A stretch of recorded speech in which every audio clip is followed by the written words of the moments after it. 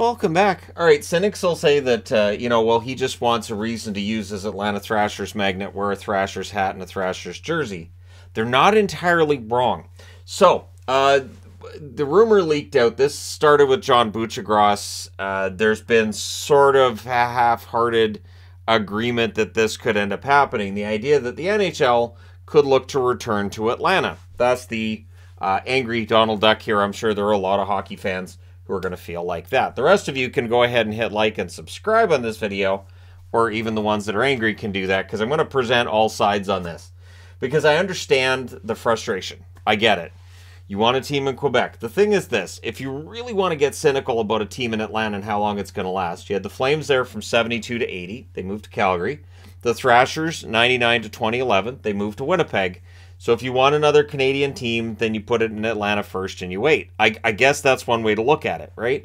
Now, I don't agree with that. And I don't agree with that for a couple reasons. First off, Atlanta had, in the Flames, they had a half-decent team that couldn't win in the playoffs. The Thrashers were awful. They were awful from the very beginning.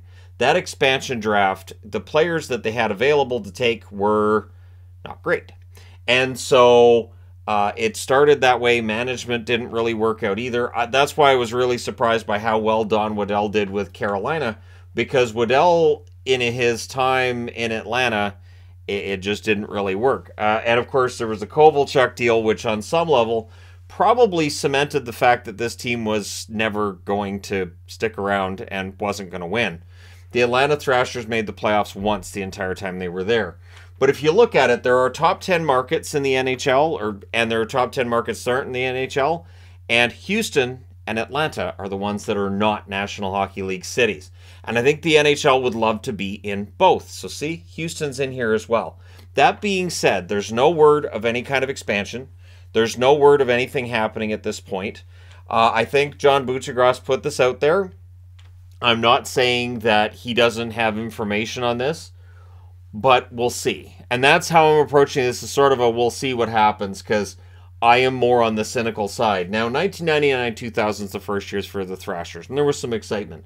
Their average attendance, 17,206. The final year they were in Atlanta, 13,469. So it dropped quite a bit. Their attendance was still higher than both Arizona and the Islanders. Arizona, 12,188, and the Islanders, 11,059. And that was around the time when people would go to New York for Islander games and, hold up signs about moving the team to Quebec and wear Quebec jerseys. And so this is a theme in the National Hockey League, is looking for which team's going to move to Quebec, which one's going to... And I get it. I miss the Nordiques too, but Quebec's a small market. It's a small Canadian market. And the National Hockey League, I've never seen has any interest in returning back. When Quebec City built a brand new arena and they were in the process of looking at expansion at the same time as Vegas came in, and then they dropped out, I took that to mean the dream of the Quebec Nordiques returning was dead. Unless the Canadian dollar was at par with the American dollar, which is not very likely, I can't see how a team in Quebec would survive. It is a very small market. I know we all would love to see Quebec. And again, I love the Quebec Nordiques. I'd love to see them come back, but I don't think it happens. So the owners of the Atlanta Thrashers, the final 6 years there, lost a total of $130 million. There was a lot of mismanagement here. This was a team also, too, that was not spending a lot of money. This was a team that was at the very bottom when it came to the salary cap. And, I mean, the Kovalchuk trade didn't help, but they weren't very good. And so it's really hard to generate interest and buzz when your team's just not very good, and they're staying not very good. The one year you make the playoffs, 07-08, you get swept in the first round by the Rangers, and then you're back to not being very good. They were mediocre. They were middle of the pack. They were a team that was usually a few games below 500 towards the end there. Just not good enough to generate a lot of local interest. Now, Atlanta Sports Group, at the time that the Atlanta Thrashers moved to Winnipeg, retained the rights to the name and logo. So if you're saying, could they be the Thrashers again? I mean, they could. They could buy the rights to it.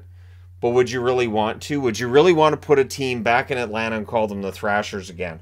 I've also seen arguments that they should be called the Atlanta Phoenix. Besides the confusion that would create, the idea of it being this Firebird, well, we have the Firebirds in Coachella Valley, which is AHL, plus Could that be too close to the Flames?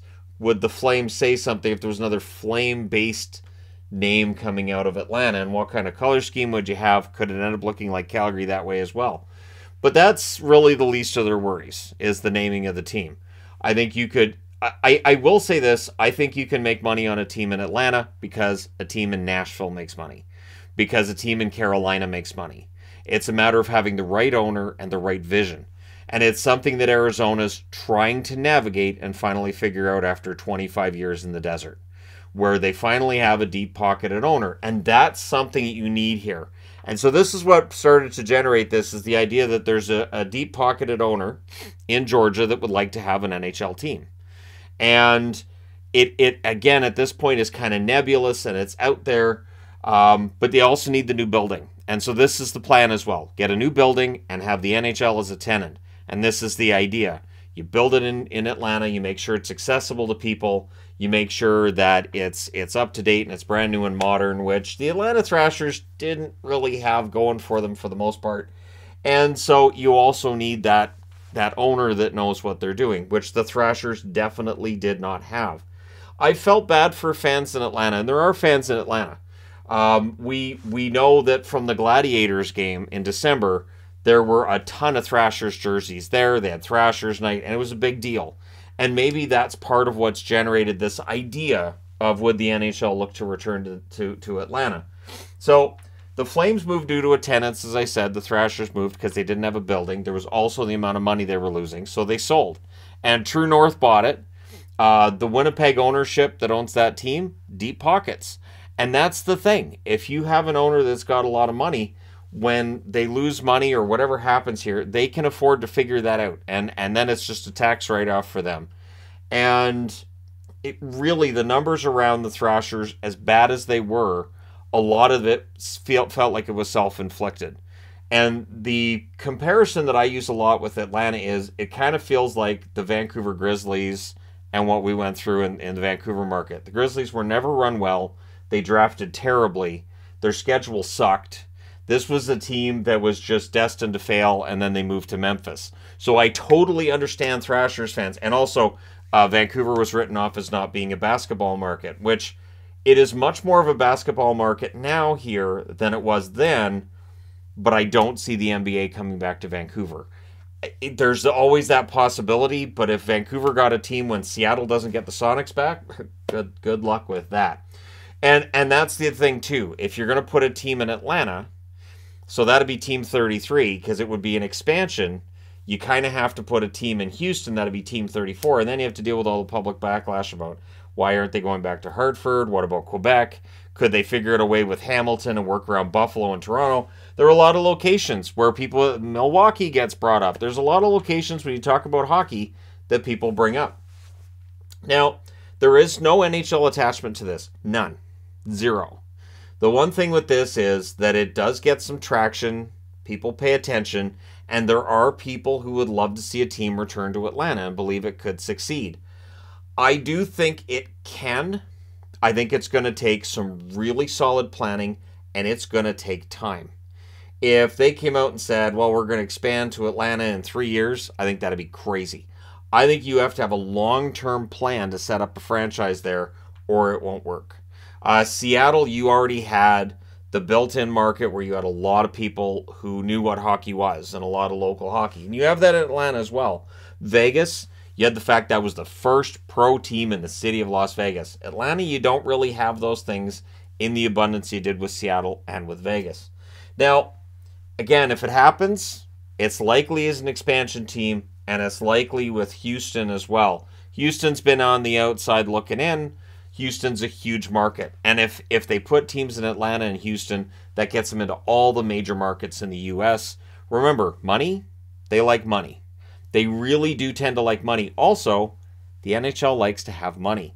So the question becomes this. The NHL is now, we get to the $6 billion a year, range when it comes to their income. Would the NHL actually, if they were faced with a situation where they could charge $800 million, $900 million for expansion fees, would they turn it down? Would they actually say, we'd rather not have $800 million per team, we'd rather turn down $1.6 billion, or would they take it? Because one thing to keep in mind is the NHLPA gets no expansion money. That was in the last CBA, they made sure they kept it that way. And just again, from a cynical point of view, if you're only going to expand one more time, do you really care if the players get some kind of a cut in that? No. But if you're planning on expanding again, you're more likely to care. Now, it's possible they did care and they said, nope, this is all our money and they're not getting any. Quite possible and even probable. But I guess the question mark that's out there that people have is, could the third time work? Would the NHL actually go back to Atlanta again? Personally, I say no. And I'm saying that now. Despite everything else on this board, I can't see the NHL going back to Atlanta. I would be very surprised if they did. But it is a lot of money. And if they had a situation where it's an owner and it's a new building and that owner's got a ton of cash, it'd be tough for them to say no. Again, they really like the increase in overall revenue in the league. They've seen what Vegas and Seattle has done for their bottom line. It's hard not to... And I love a 32-team league. I love the fact that half the league misses the playoffs. If you go to 34 teams, you probably get an expansion of the playoffs. You probably end up with the playoff format being changed. Because then more than half the teams would miss the playoffs. And I don't think the NHL would want that. Which might be why Gary Bettman himself could head this off. But Bettman's not going to be around forever, and so when Bettman's time has passed and somebody else steps in, maybe somebody else says, you know what, Atlanta wasn't my fault. I think I can make it work. I think we should have an expansion team in Atlanta. Go to the other owners and say, do you like money? The owners say, we love money. All right, we're going back to Atlanta. We're going to get $800 million. Maybe $750 million. Either way, it's over $1 billion if they bring in two franchises. It is hard to turn down $1 billion. But let me know your thoughts in the comment section below as always. Don't forget to hit like and subscribe if you're browsing your way through, you just happened upon this video. Again, my vote is I don't think it happens.